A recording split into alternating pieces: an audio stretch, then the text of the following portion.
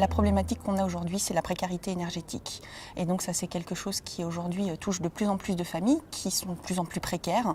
On a de nombreuses pertes d'emploi, la précarité s'installe donc de plus en plus dans nos familles. Et à côté de ça, on a les charges qui augmentent de plus en plus, notamment l'eau, l'électricité et le gaz. Donc ça, c'est quelque chose aujourd'hui qui est très difficile et on essaye d'aider les familles aujourd'hui à intervenir sur leur propre consommation. Mais c'est vrai qu'il est aussi important de travailler à faire en sorte que les bâtiments soient les moins coûteux énergétiquement pour que les familles puissent s'en sortir financièrement. Alors notre objectif par rapport à ce projet, c'était de créer des logements qui soient économes en charge pour les locataires et de démontrer comment on pouvait atteindre des performances énergétiques, notamment en matière de réhabilitation. Puisqu'on arrive bien à construire des logements économes en charge, donc en termes de construction neuve, mais sur le champ de la réhabilitation, tout reste à faire. On regarde évidemment l'agencement, puis on essaye de regarder également tous les changements qu'il y a à faire pour améliorer au mieux la situation, mieux répartir les pièces éventuellement, et puis les modes de chauffage. Et depuis de plus en plus maintenant, on regarde également au niveau de l'isolation ce qu'il est possible de faire, que les logements soient le moins énergivores possible. Lorsque les artisans ont répondu aux appels d'offres de chacun des plans, où on vérifie qu'on rentre toujours dans le budget, on tente de voir que ce qu'on fait est réaliste et qu'on n'a pas fait des demandes qui soient, au-delà du raisonnable, et à l'inverse que c'est vraiment des endroits où il fera bon habiter, parce que notre but, c'est quand même que les gens soient dans des logements suffisamment bien pour qu'ils en profitent bien et qu'ils n'aient pas envie non plus de les dégrader. Donc cet immeuble est situé à Blois, au 22 rue de Bel-Air, donc quartier entre les quartiers nord, la ZUP, l'ancienne ZUP et le centre-ville, donc quartier intermédiaire. Nous avions signé un bail à réhabilitation sur cet immeuble en 92 avec un propriétaire privé. À l'issue du bail à réhabilitation, nous n'avons pas pu lui rendre le logement, enfin l'immeuble, puisque les locataires souhaitaient se maintenir dans le logement. Nous avons donc décidé d'acheter en fait l'ensemble immobilier et nous avons utilisé cet ensemble immobilier pour créer 6 logements d'insertion. Donc ce projet était de rénover ce vieux corps de ferme en bâtiment type bâtiment basse consommation, donc en suivant on va dire le protocole et la mise en place des différents corps de métier pour avoir une bonne étanchéité à l'air du bâtiment. On a été très séduits parce qu'aujourd'hui il y a peu de logements pour les personnes en très grande précarité.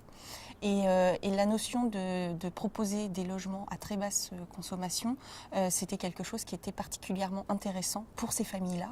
Pour moi, c'est vraiment un projet qui s'inscrit dans du développement durable. Simplement parce qu'il repose sur les 3 piliers du développement durable, l'aspect environnement, moins de consommation d'énergie, moins d'électricité, premier aspect non négligeable. Second aspect, d'un point de vue social, on est quand même pour des logements très sociaux pour des personnes en difficulté. Lorsqu'on a une facture d'énergie qui est réduite, ça permet de dégager, on va dire, un surplus dans le budget mensuel pour pourquoi pas réussir à payer sans retard les mensualités du loyer. Troisième pilier, sur l'aspect économique, donc ce chantier a pu former des entreprises afin qu'elles acquièrent un savoir-faire et qu'elles puissent le dupliquer sur d'autres chantiers dans le département ou sur le territoire. Des opérations de ce type, tout le monde est gagnant, autant les occupants du logement que les entreprises, notamment aussi le pacte 41. Donc nous avons imaginé sur ce projet 2 types de réhabilitation, des réhabilitations totales, notamment une ancienne grange qui a été transformée en logement, mais également un logement existant qu'on a voulu donc améliorer sur le plan thermique, mais de façon plus simple, pour que cette opération soit reproductible. Avec donc une isolation maximum sur chaque logement, un chauffage électrique, on a fait le choix du chauffage électrique, un préparateur solaire pour l'eau chaude, ce qui fait que ça diminue considérablement les consommations d'eau des locataires, et des panneaux photovoltaïques qui en soi donc, ne bénéficient pas aux locataires, mais qui permettent effectivement de revendre l'électricité à ERDF et donc de boucler le plan de financement. Nous sommes ici donc à Dorigny, dans un hameau de Douai, dans une ancienne cité minière puisque Douai était la capitale du bassin minier du Nord-Pas-de-Calais. Alors ici, on est dans une réhabilitation totale. On met vraiment le logement à nu pour ensuite reconstruire tout à l'intérieur en privilégiant une très forte isolation. On est sur un cahier des charges niveau BBC rénovation, c'est-à-dire une consommation de 104 kWh par mètre carré par an.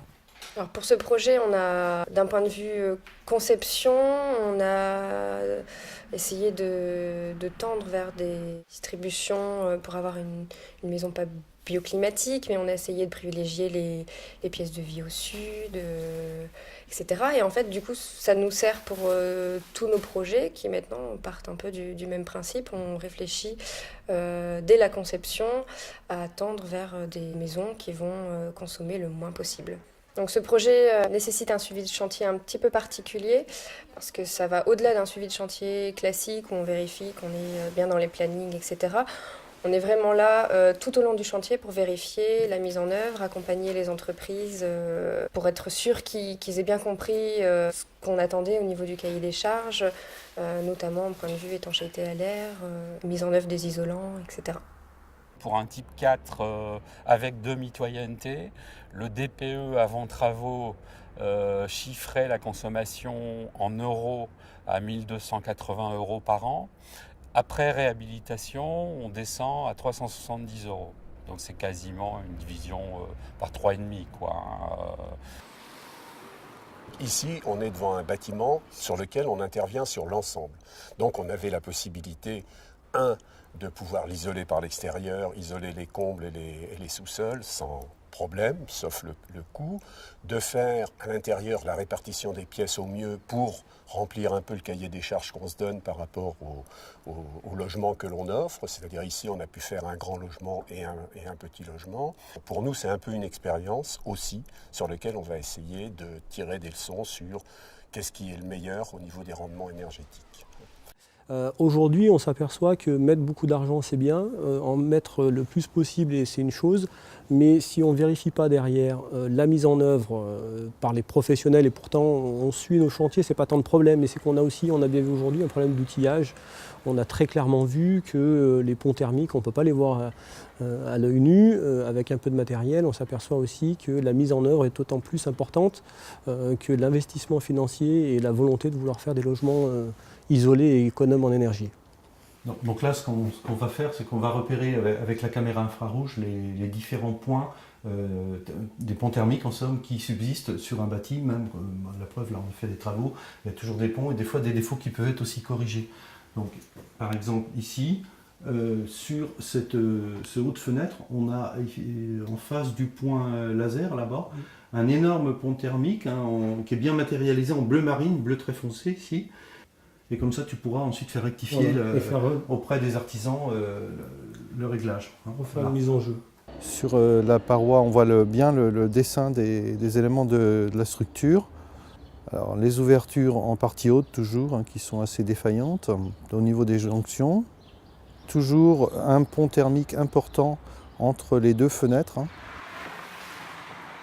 Dans toutes les mises en location de nos logements, nous privilégions les familles qui ne peuvent pas accéder au parc public classique, soit parce qu'il y a effectivement un parcours locatif qui fait qu'ils n'ont plus accès au parc public classique, ou pour des raisons de mode de vie un peu différentes de mode de vie de locataires classiques.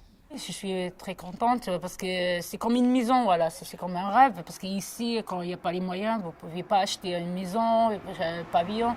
Mais ici, c'est vraiment surprise, surtout pour mes enfants. Voilà. Même l'hiver, ça veut dire on fait pas j'allume pas les chauffages tout. Ça veut dire c'est seulement du salle à manger. Et ça veut dire il fait chaud. Et dans l'été, on fait les barbecues, on fait la table, on sommes avec la famille. Ça veut dire c'est bien, voilà, tout. Quand on fait du diffus, c'est aussi permettre une vraie mixité et que les gens puissent vivre tous ensemble de manière conviviale et sans se gêner les uns les autres. Et ça, c'est à mon sens une belle réussite aussi dans le projet. Je suis très sensibilisé à la maîtrise de l'énergie, mais je pense qu'aujourd'hui, en 2012, tous les maires savent que la diminution de la consommation d'énergie dans les bâtiments et notamment dans les logements, est un enjeu capital.